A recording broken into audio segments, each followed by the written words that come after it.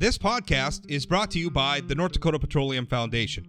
From heating our homes and powering our vehicles to cell phones, clothing, and medical equipment, oil and natural gas makes everyday life better. North Dakota Oil and Natural Gas, advancing the possibilities. Learn more at ndpetroleumfoundation.org.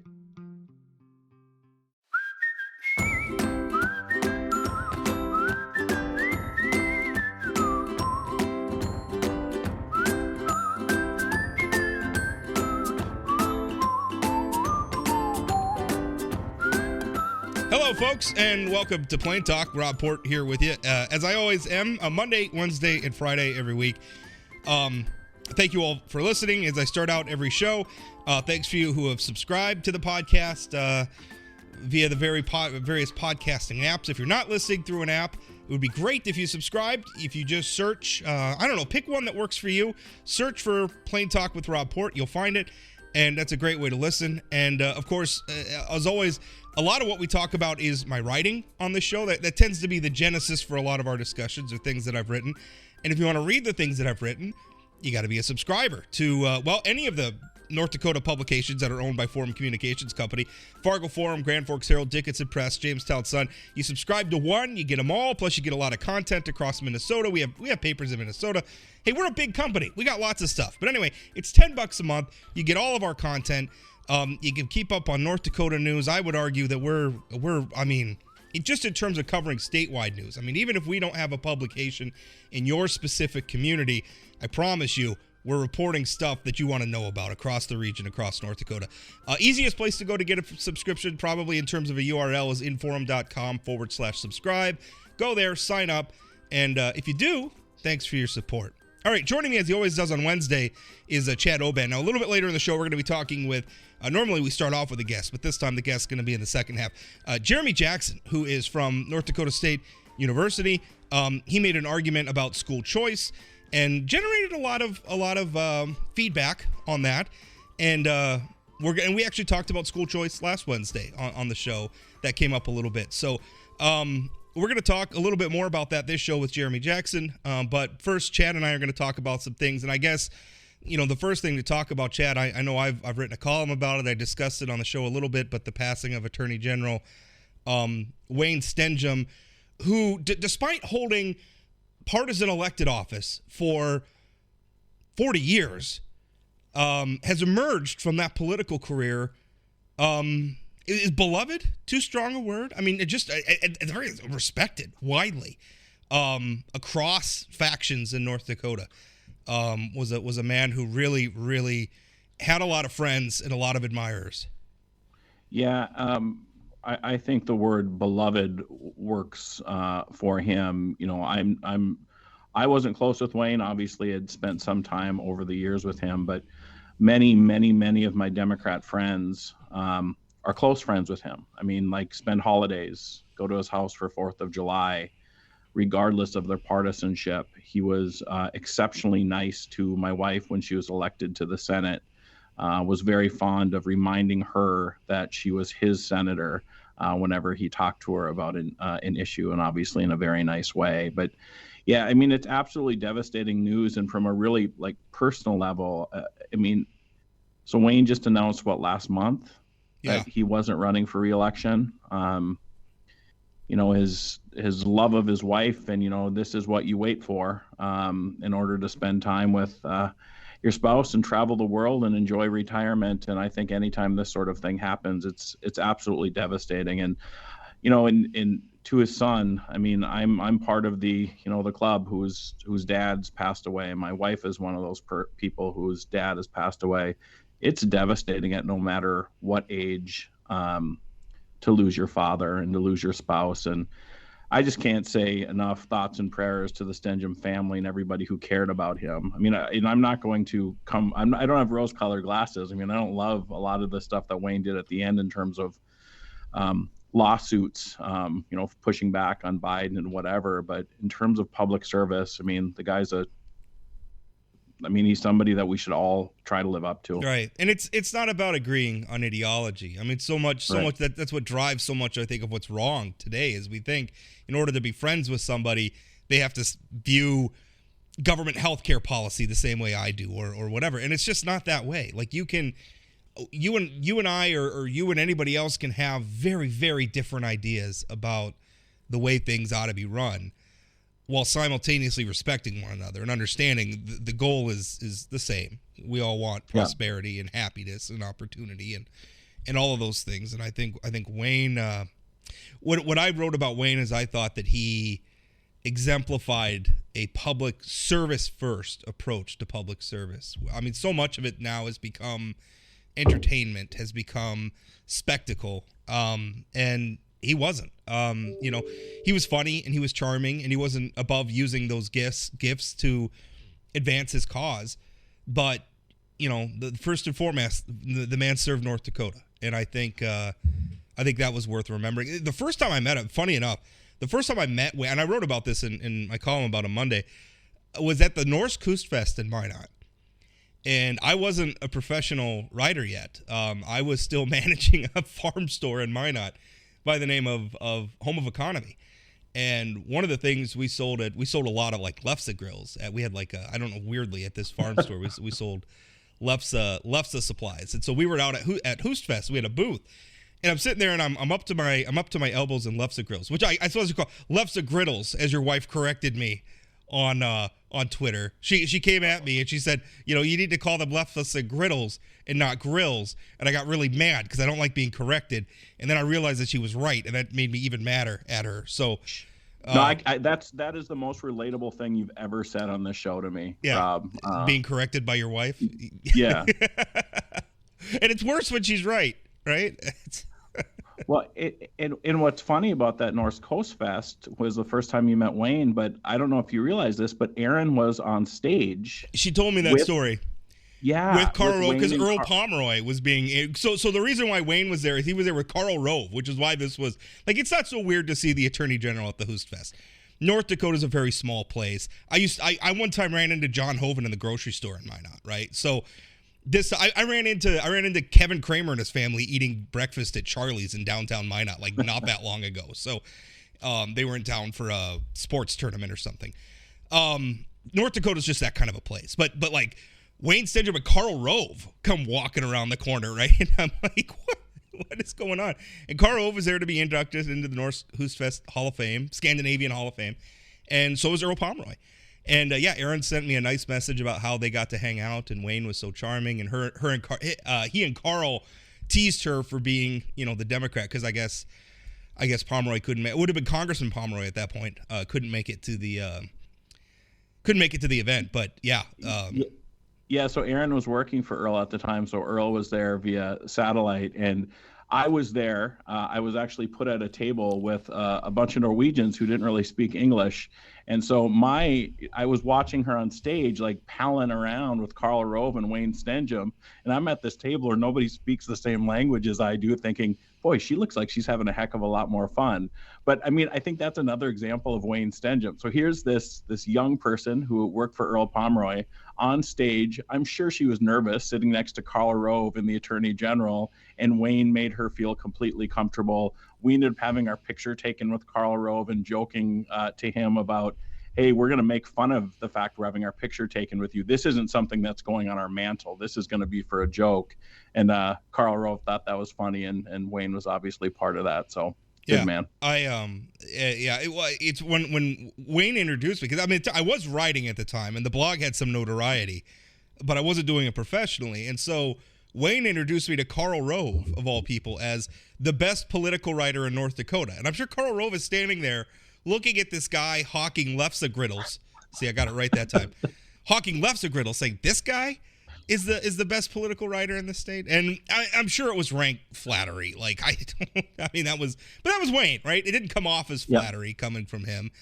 But anyway, he'll be sorely missed. An image out of my head of walking to Toasted Frog years ago, and Wayne and Beth, like you talk about running into elected officials. That's just what you do when you live in Bismarck. But he and Beth were at the bar looking at like travel magazines. Like they were clearly planning a trip together, and you could see that they were like giddy and excited about planning this trip. And again, this was probably 5 or 6 years ago.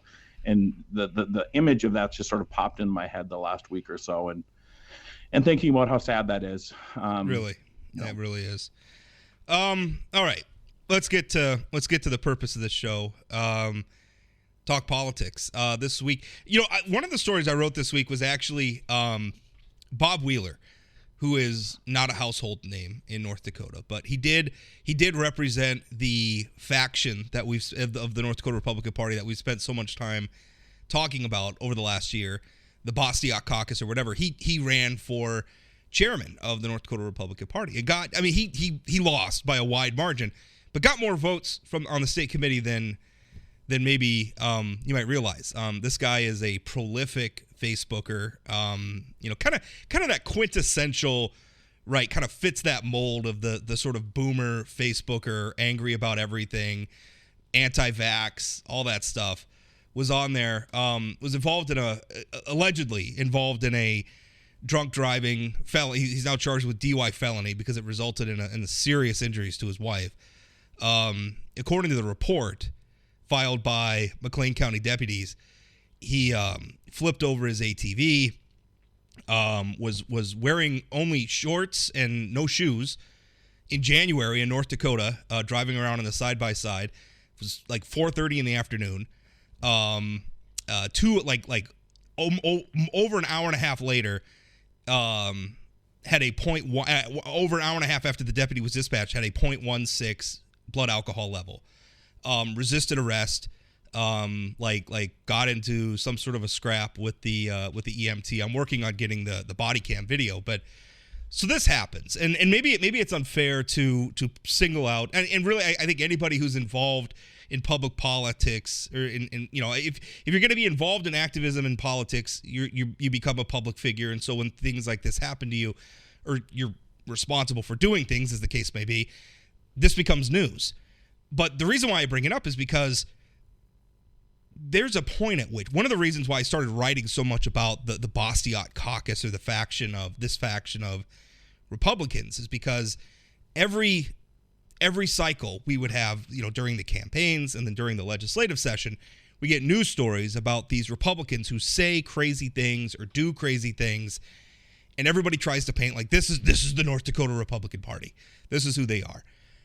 And it was really actually a very specific faction of the North Dakota Republican Party that does these sorts of things. And I mean, that's what I wanted to write about. And I think this is another example of that. And we can go down the list where we had, Representative Jeff Hoverson in, during the session, who insulted his own majority leader. We had Luke Simons, who was expelled from the legislature amid accusations of sexual harassment.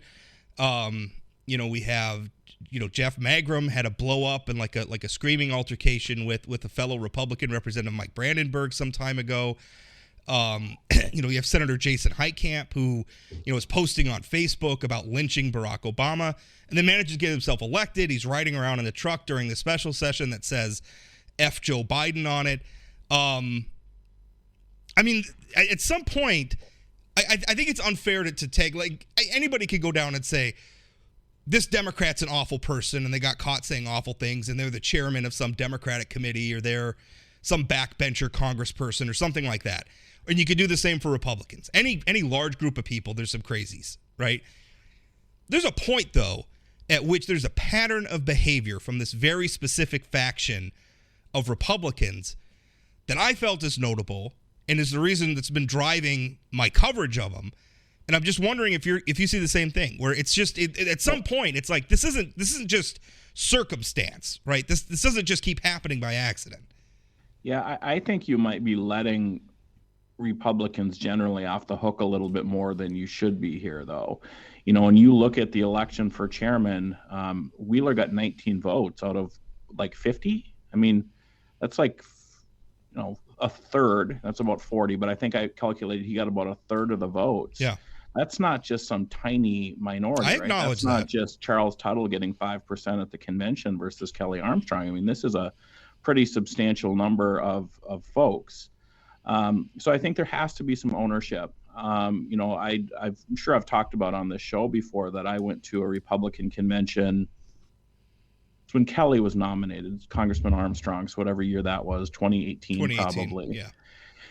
And one of the things that I was sort of taken aback by was sort of who we've described as the normies, sort of chumming around and, trying to get the support of these Bastiat folks. Now, don't get me wrong, I see since 2018, the sort of level and the examples that you used have really taken off. And I suspect that's probably more confrontational now. But part of me thinks the Republicans, establishment, use these folks for political gain at some point, and now it's coming back to bite them. But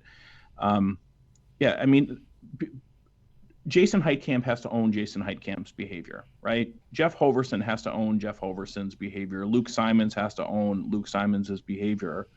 But I also know from personal experience, when you've got candidates who are running who have some deep flaws, and then the governor or U.S. senators or whatever are appearing on their mailings during election time.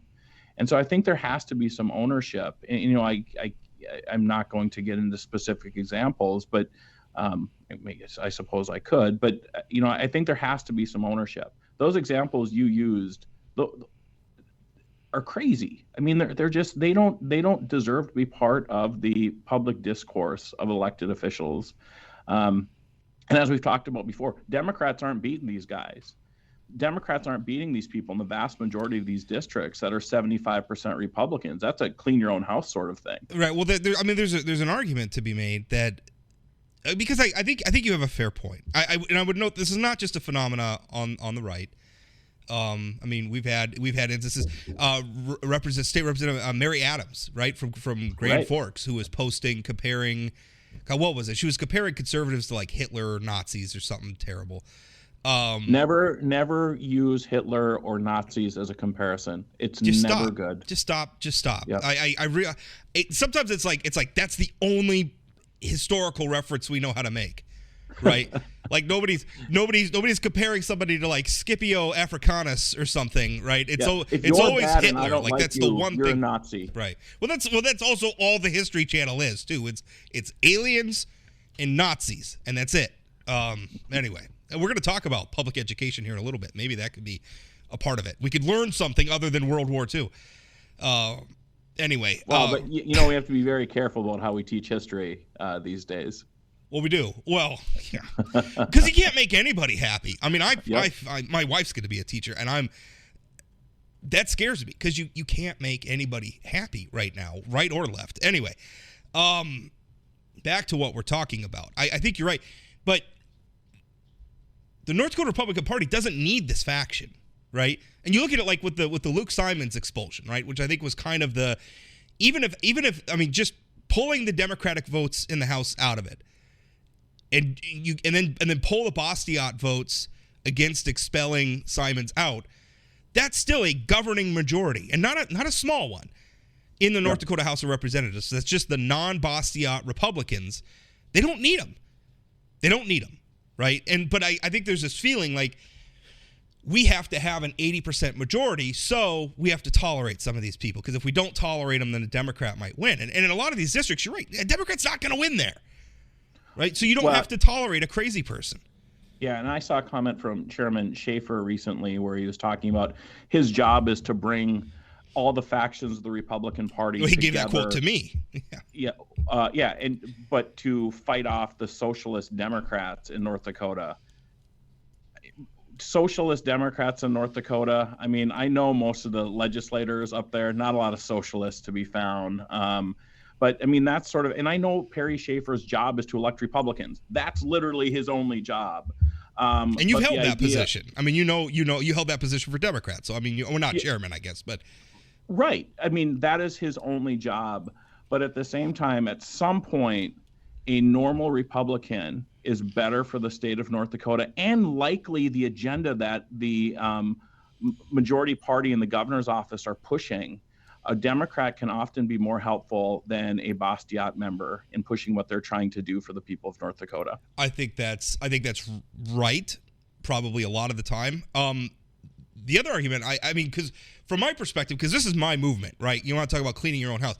That's what I've been trying to do. This is my movement. These are people who are going around saying, we're the true conservatives. We're the actual Republicans. And other people are rhinos, Republicans in name only. We stand for what's really Republicanism or what's really conservatism, which bothers me because I don't consider myself a Republican. I need to be independent from that. So I don't participate in partisan politics that way. But I do very much consider myself to be a member of the conservative movement. I've spent my adult life promoting this movement, this philosophy.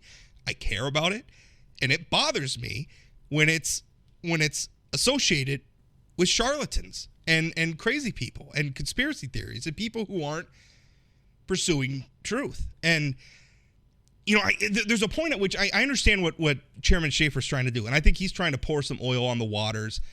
And if you look right now, I mean, thanks after redistricting, some of the local legislative districts are having to redistrict again this spring.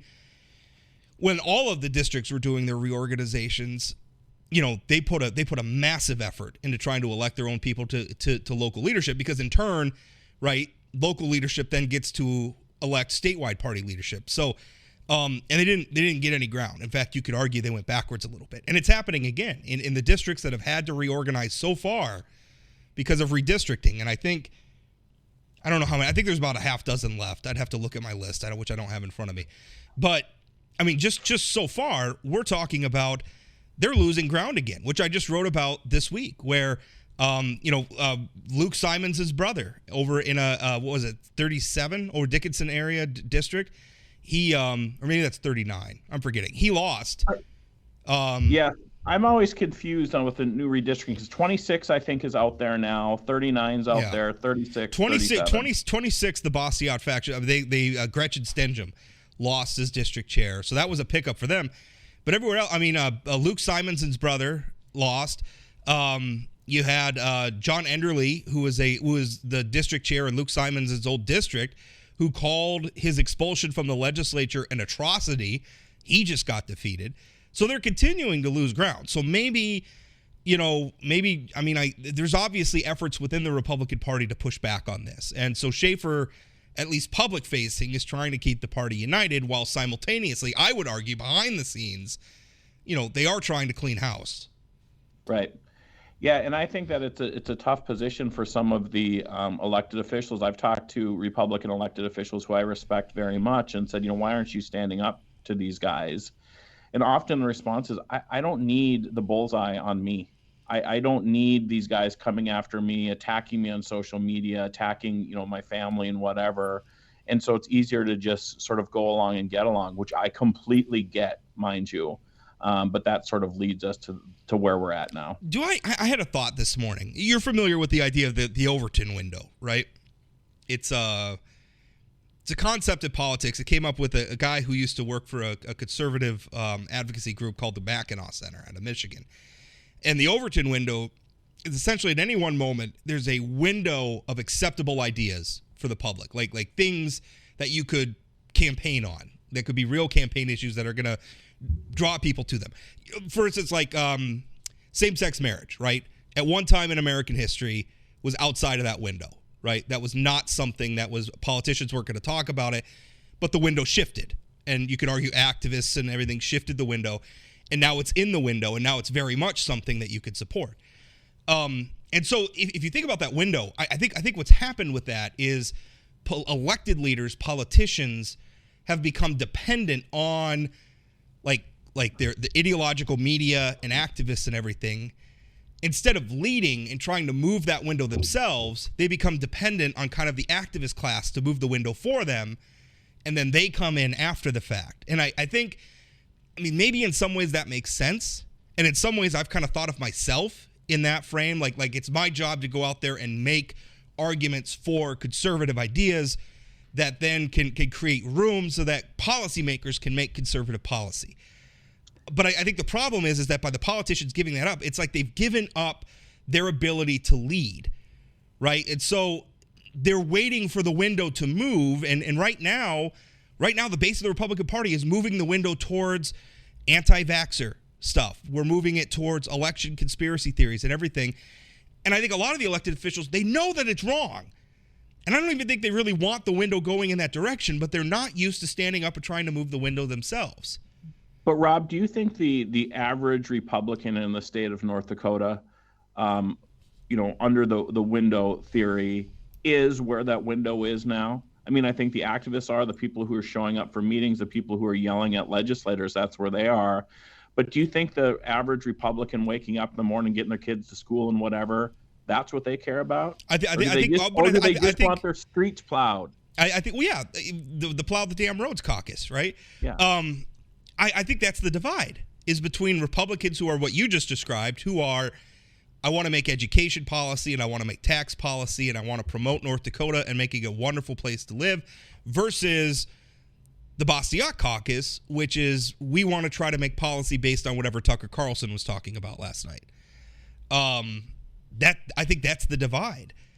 And yeah. but the problem is I think the people in the Just Plow the Roads caucus are afraid of what happens because the window's moving.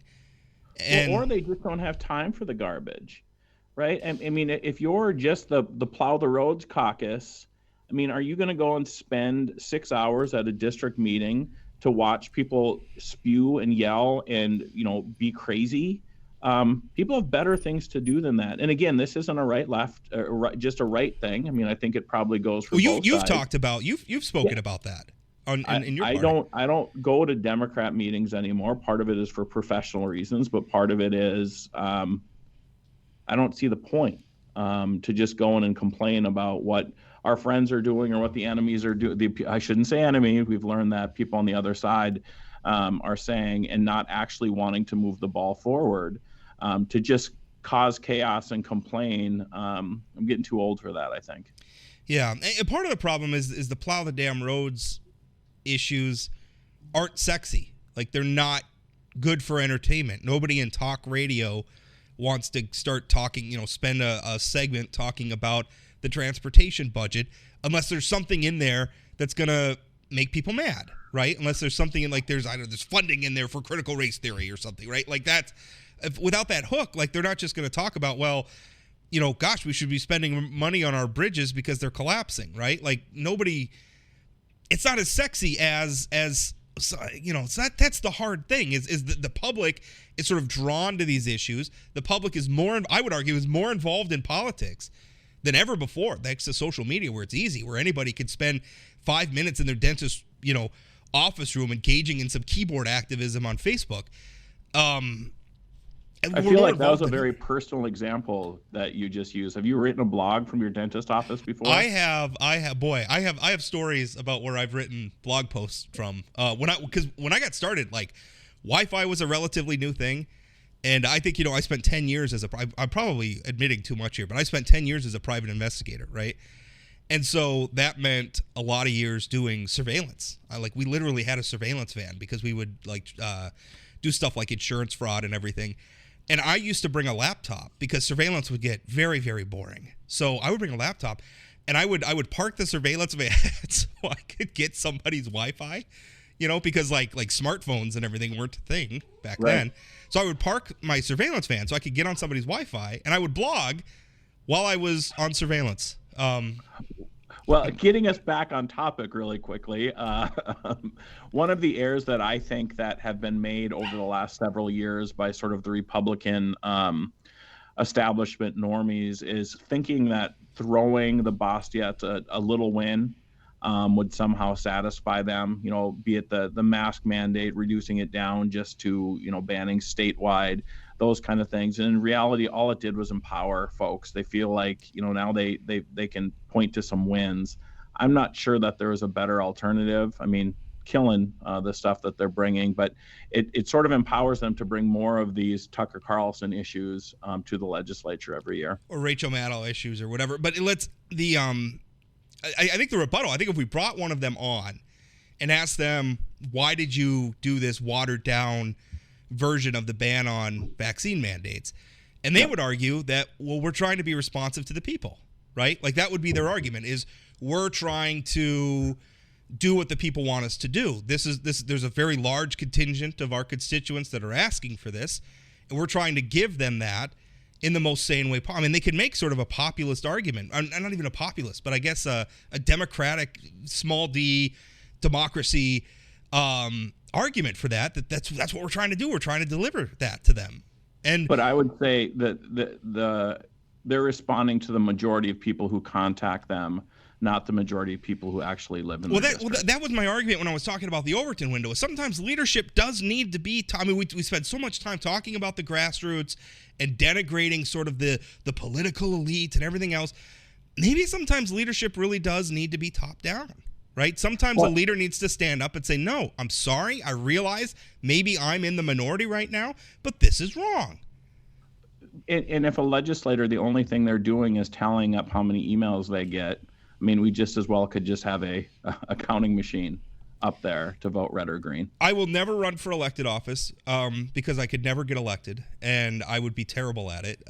But maybe putting those caveats in front of what I'm about to say is going to defeat my own argument. But I don't know if I held in the legislative office. I don't know, other than getting data and facts and information, I don't know how much time I would spend, trying to survey my constituents, right? Like I would try to get elected on a platform, and then I would pursue that platform. And then when it comes campaign season, then I'm going to try and articulate what I did to my constituents. And if they want more of that, I guess they'll vote for me. And if they don't, well, then I guess I'll find something else to do with my time. And I think that often elected officials take the easy way out of saying, I've heard more from my constituents on this side or that side. We also know that elected officials, state, federal, everywhere, will use contacts from constituents if it fits their narrative. Cherry pick them too.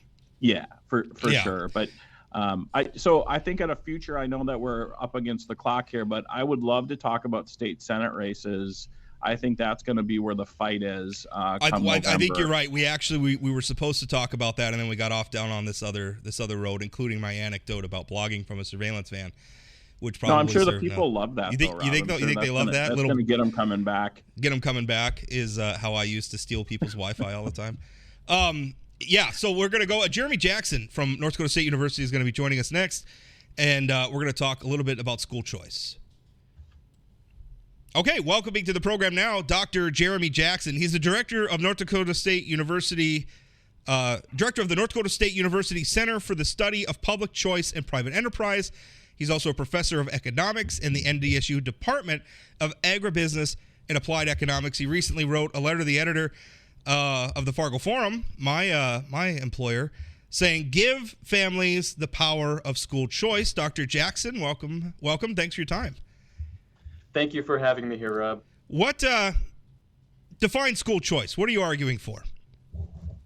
School choice is really just the idea that the school that you attend should not be defined by your address, that you should have an alternative other than the geographically assigned school down the street, so to speak.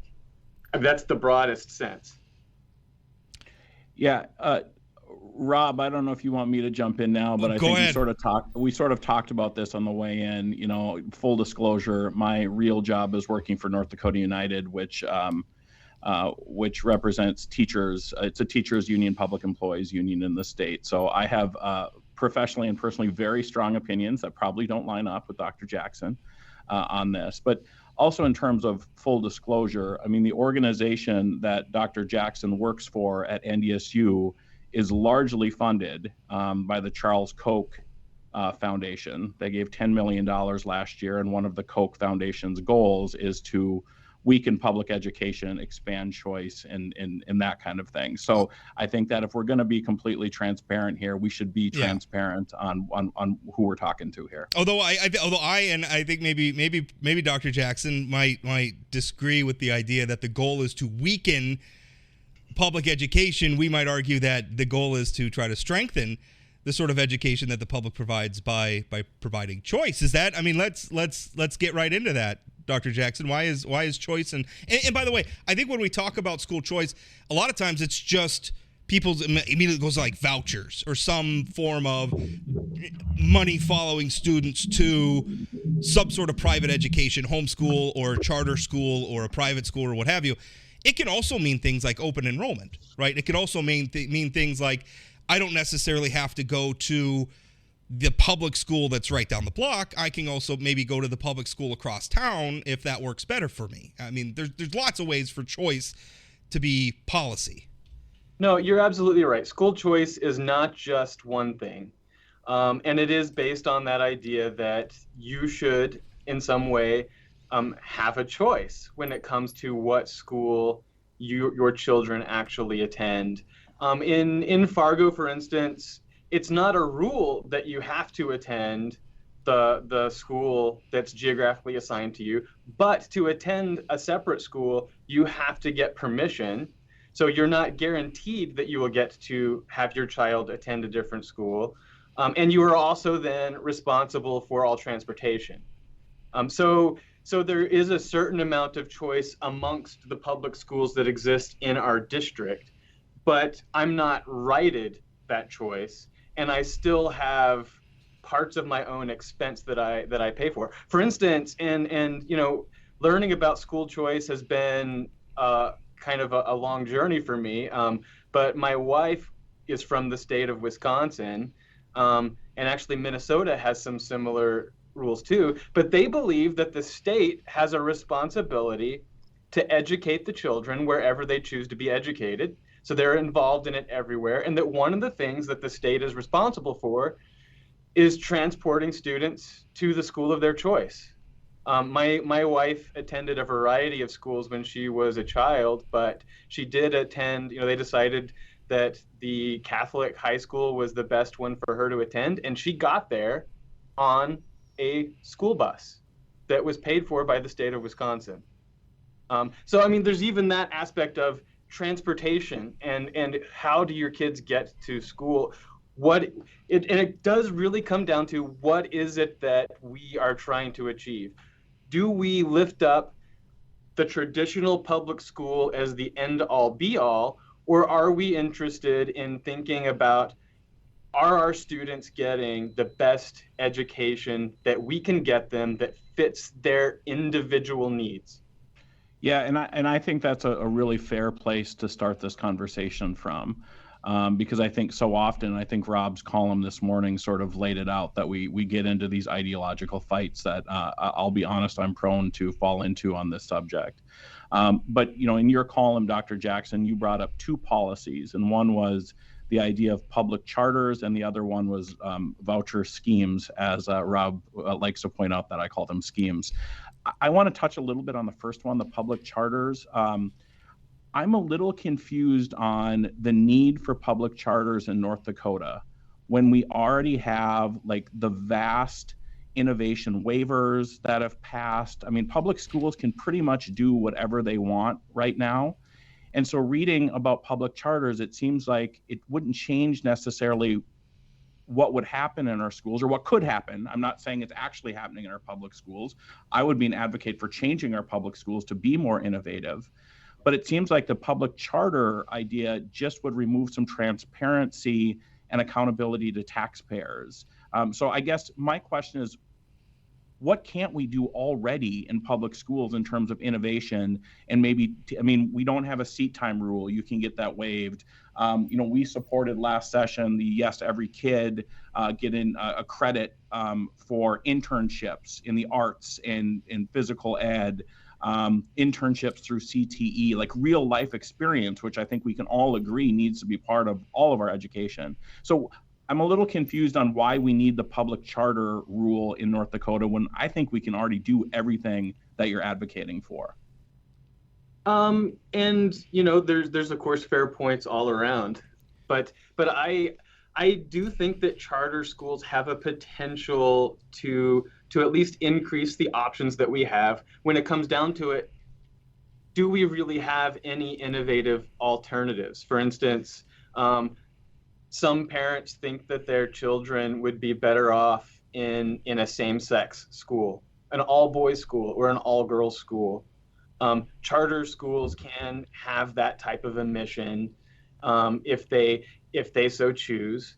The niche that the charter school fills is really defined in the charter. So it's not designed necessarily by the school board, I guess. So it doesn't limit innovation to the local school board. You create a charter that has a purpose, and ultimately, if that charter school is going to succeed, it has to attract students.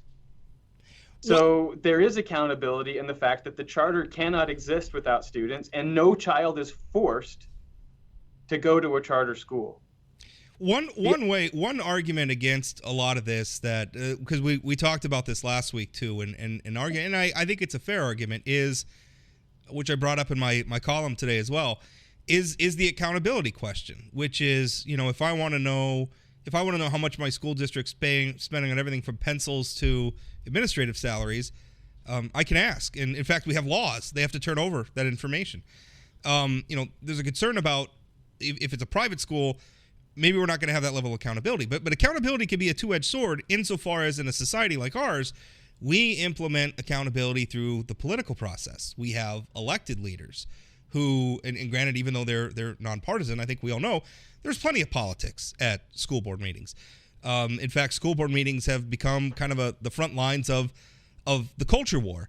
Now, I would argue that one way in the American system of government, we sought to sort of tamp down, and we've gotten away from this maybe somewhat, but sort of tamp down the passions of the raw political masses, is we distributed political power, right? No one, the three branches of government, no one branch can act unilaterally.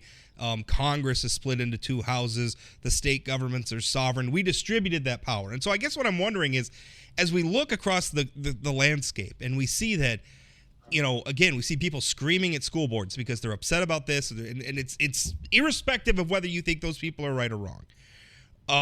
But we see people trying to ban books and everything else that's going on. Is school choice a way to sort of insulate ourselves from some of the Sturm und Drang of populist politics? So, I mean, that argument is fair, I think, especially when you think about the private school issues. But in the world of public charter schools, I don't see that argument. Part of it is that the charter schools are still public. I don't know the specifics of how certain transparency laws would actually play out. But one of the things that I think does make charters a potential option, and that's all that I'm really arguing for, is making them, suppose, an option, which they currently aren't. And that was part of the main point, is to say, look, we actually don't even have this option in our state at the moment. But their charters are funded by funds coming from the state on a per student basis. That is known. You know how much money the charter school gets per student, and they're accountable to that because that's the source of revenue that they get. That also is one of the ways that charter schools can be used as an option to help control the cost of education. So they tend to operate at lower cost than traditional public schools.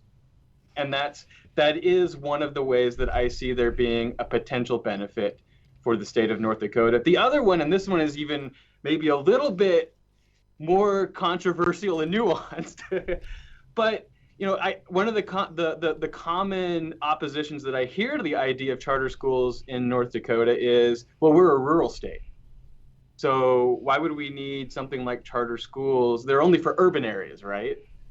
But the truth is, there are a large number of charter schools that operate in rural areas as well. For instance, Credo, I don't know if you're familiar with Credo. They do a lot of educational outcome research. They're an institute based out of Stanford, but they do lots of studies on school choice policies, and in particular charter schools and the effect on outcomes.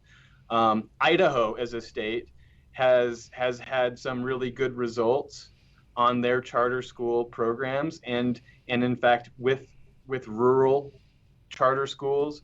One of the ways that charter schools have, at least the discussion has evolved partly is for rural communities that are facing something like a consolidation in school districts, as we downsize because of changes in population, et cetera. Families can band together and create a charter school that still stays inside of the community, rather than having your children bust 30 minutes, an hour plus to get to the new unified school district. I mean, so there are some benefits that can happen from rural school districts as well, having these options for charter schools.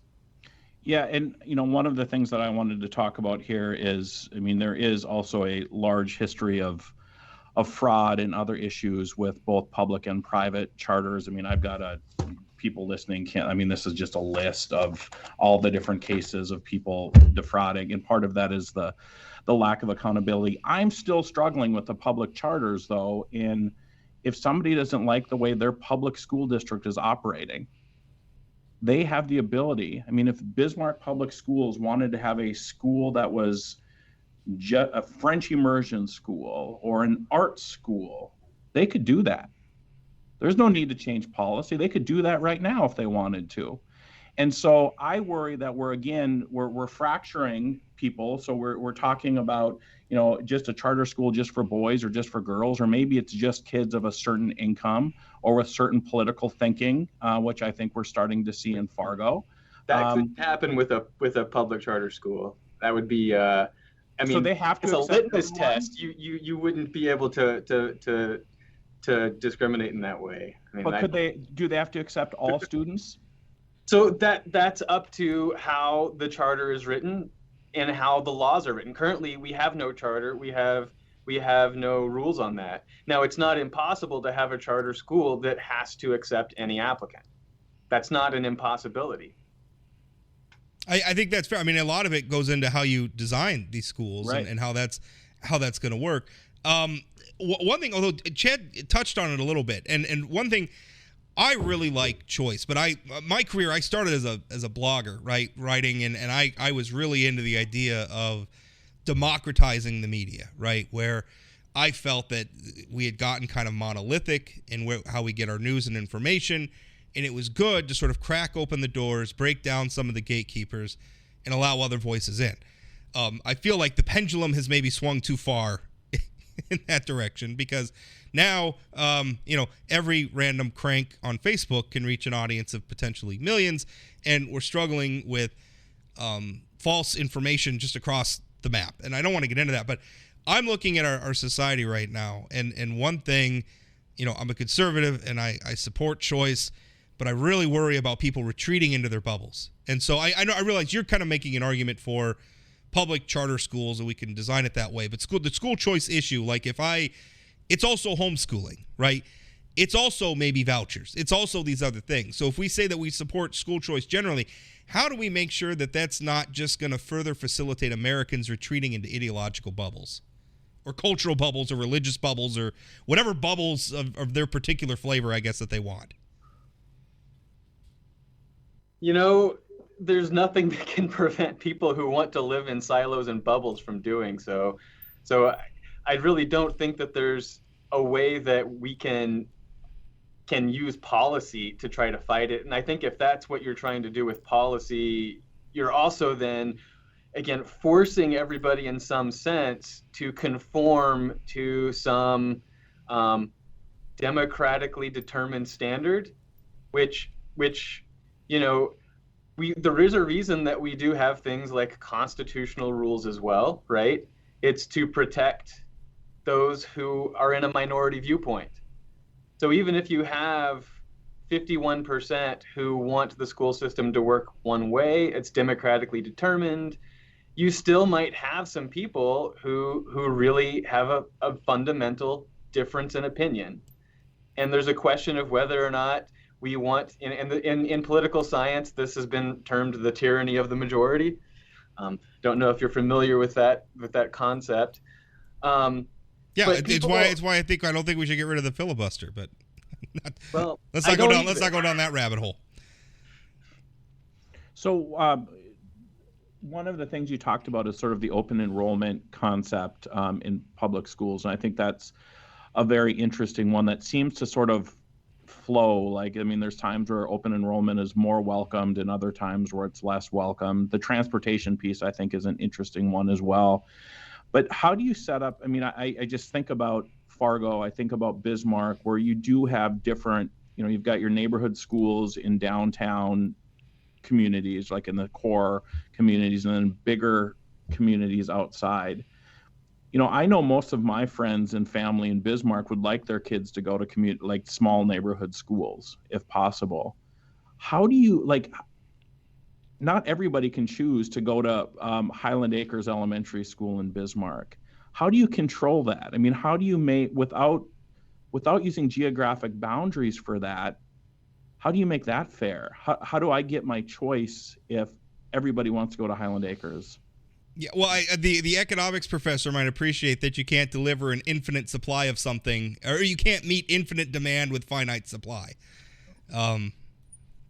No, and that's actually one of the places that at least charter schools have really allowed for some really great academic research.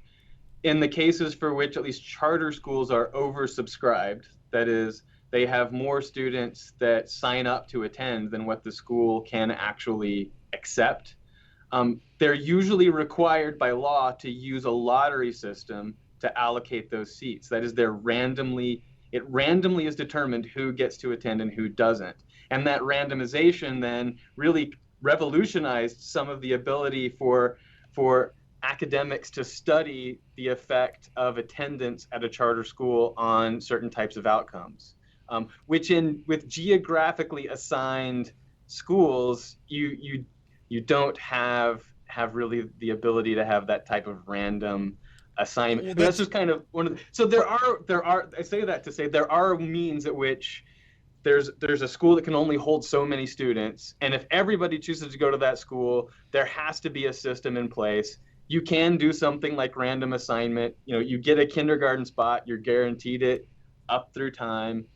But the belief would be partly if there's competition for via open enrollment, that also is going to produce changes in the schools where enrollment's declining. Partly we see that that's a problem, right? It allows us to use this tool of supply and demand to realize which school is not serving its students well. Well, the one where all the students are fleeing is probably a good indicator that something needs to change. Well, but I would also suggest that the neighborhood, not even talking about charters, but the neighborhood elementary school is the best way to educate kids, right? Smaller class sizes, teachers get to know the kids and that kind of thing.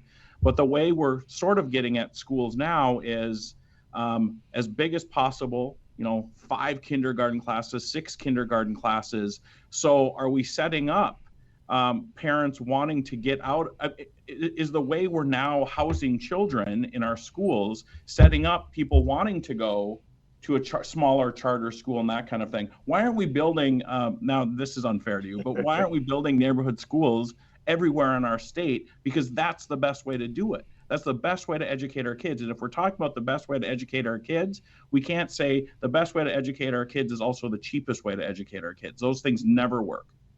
So best education, though, also when we say the word like best education, we're also not recognizing the fact that, I'm an economist. We're dealing with constrained optimization. We don't have an infinite amount of money to throw at the problem. And infinite amounts of money aren't likely to, there's going to be a point at which we can't increase teacher quality anymore. We can't increase the quality of the school building itself anymore. So yeah, we want to have the best education possible for our students. But also, we don't always know what the best education is for them. And I guess that's part of my overarching point is we don't really know how to measure education that well. We have certain standardized tests, right, that we can look at certain specific outcomes. But there is more to education than what gets measured in this sort of, what scores did our students get on an achievement test? There's the different parts of socialization that go into it. And I guess the main thing that I advocate is just that we should have options on the table, and that there isn't just one size, one solution that fits all. Just because I live in a specific neighborhood doesn't mean that neighborhood school is the best alternative for my child. And I would suggest we already have that choice. I mean, I think ultimately when we start talking about the private school homeschooling thing, we're talking about dollars and cents, right? I'm a proponent of school choice. If you want to homeschool your kid, homeschool your kid. If you want to send your kid to St. Mary's High School or the Innovation School here in Bismarck, if you want to do that, go for it. I just don't know that. I don't believe that public dollars should fund that choice. Much like if, I've been sending my kid to pre-K over at the Y, I've never sent my kid to elementary school yet or public schools yet. Should the government pay for that? I mean, I get concerned when we're creating a common good and then somebody doesn't like something, so they go out and make a choice and then they expect to pick and choose what their tax dollars go to. But what if, and I mean, just again, as a believer in at least the concept of school choice, I think the rebuttal to that argument is we all agree that the state has a role in facilitating education, and I would argue in providing the means for education. That doesn't mean we have to deliver it through the mechanism that we're using now. I think that we could serve that goal maybe in different ways, by easing up, and rather than having a more monolithic system, have a system that encompasses more choice. So Rob, if I'm a liberal who wants to defund the police and instead wants my money to go to social workers walking around my neighborhood. Yeah, we're having that debate, aren't we? I mean, we're not North Dakota, we're not having that debate, but parts of the world we are. But me as an individual, do I get to make that choice? Well, then you'll fund my social worker? Well, I mean, if I guess if you can build the political consensus it takes to implement that sort of policy, then that's the policy we have to live with. Which is kind of the bugaboo about living in a society like ours. Is we talked about a little bit about the tyranny of the majority. I think sometimes that's why we have to be a little bit scared about political majorities just sort of trampling minority rights. But in a larger sense, we have to live with public policy we don't like all the time. I have a wide libertarian streak. There are times I'm not sure we should have a drinking age, frankly. I mean, that's how wide out I am. So, but I live with these policies. These are the rules. This is the law. So that Chad Oban doesn't like the idea of private schools is not necessarily a compelling argument against them. Listen, I don't have a problem with private schools. My wife taught at a private school. Okay, that was unfair. I mean, let's we talk about this in terms of either somebody's for choice or not for choice. I think it's how you implement the choice. I think of course, yeah, right, of course, and like your column earlier today, where you pointed out polling that 46% of Democrats support school choice. Well, I'd be one of those 46. Right. Well, that's the problem with the polling is what does school choice mean? Right. Does it mean vouchers, or does it mean open enrollment, or does it mean homeschool? I mean, what does it mean? I mean, it can mean a lot of things. You're the one that used the poll to try to prove a point, not me. Right. Well, I use the poll. I use the poll in a very broad sense to illustrate that it rebutting an argument that this was school choice was somehow like a right-wing plot. Obviously, depending on how you define school choice, it has a broader base of appeal maybe than a lot of people think. We have just a few minutes left with Dr. Jackson. One thing I wanted to get you to talk about, because one of the big arguments against school choice is and I realize you said that with a charter school you can design the charter in a way maybe to address this, but one of the big arguments is that private schools or charter schools or whatever, they get to be selective in the students that they enroll. And maybe like if you have a lottery system, but you said that some charter schools have gotten away from, because that's their argument. Like private schools do better, their students perform better because they don't have to accept all comers. But you're saying that some charter schools do because it's random. They don't get to just select or pick and choose. So tell us more about what that has shown. Like those charter schools, are they still performing well, or what? I guess tell us more of what that is.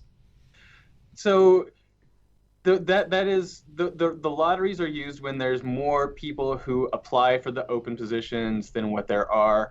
There are still going to be maybe some admissions criteria that everybody's fitting the admissions criteria. So it's not perfectly My point random. is just that any sort of rules on what a charter school is forced to accept in terms of a student is part of the law and the nature of the law and what will be spelled out in the charter of the school itself. So it's not a function of charter schools per se. But it is true that if you create a charter law that forces the charter school to completely emulate everything about the traditional public school, then the ability for cost savings is gonna disappear very quickly. That is part of the way that there is cost savings by using a charter school is by allowing them to be different than the public school. So just one last thing. I think, Rob, in your last question, you were sort of putting the voucher private school argument together with the public charter. They are very different conversations, That's right? true. And I think, again, we're probably guilty we're talking about school choice. We've talked about open enrollment. We've talked about public charters. We haven't really gotten to vouchers and private schools and homeschools and all those kind of things, because that's where we get into the funding sort of how do you properly fund public education while still having a voucher scheme that with money going to private schools. So I think public charters are a really good conversation for us to have. I just still question that we can't do the vast majority of it with the policies we have on the books, because we have very flexible rules in terms of what public schools can do in this state. And so I just don't know that we need to set up another policy to do public charters. We should spend another 30 minutes on vouchers and education savings accounts and all that kind of stuff. Well, we should. Maybe that's where we should have started this conversation. But Chad probably. Maybe it's a question of taking. And Chad probably. No, I'm certain knows North Dakota's education policies better than I do by dint of his day job. But if this is already possible under the law, then maybe it's just a matter of taking those elements of law and consolidating them into some sort of a charter, making it, formalizing it. Like, let's formalize it. This is a thing that's possible. Like, it's already technically possible. Let's formalize it and make it specifically possible. But I would also just add one last thing. To Dr. Jackson's points here, you also need to have school board members and education leaders who are willing to do something differently. We talk a lot about parents wanting things to be done like they've always been done.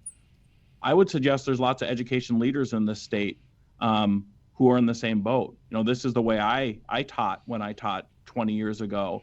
We need to be thinking about educating our kids differently. Dr. Jackson hit on social and emotional learning, and that needs to be part of it's not just a test score. We need to be creating good citizens. And if our public schools aren't doing that, I would rather us beef up our public schools to make sure they are doing right by every kid, rather than diverting money to another place.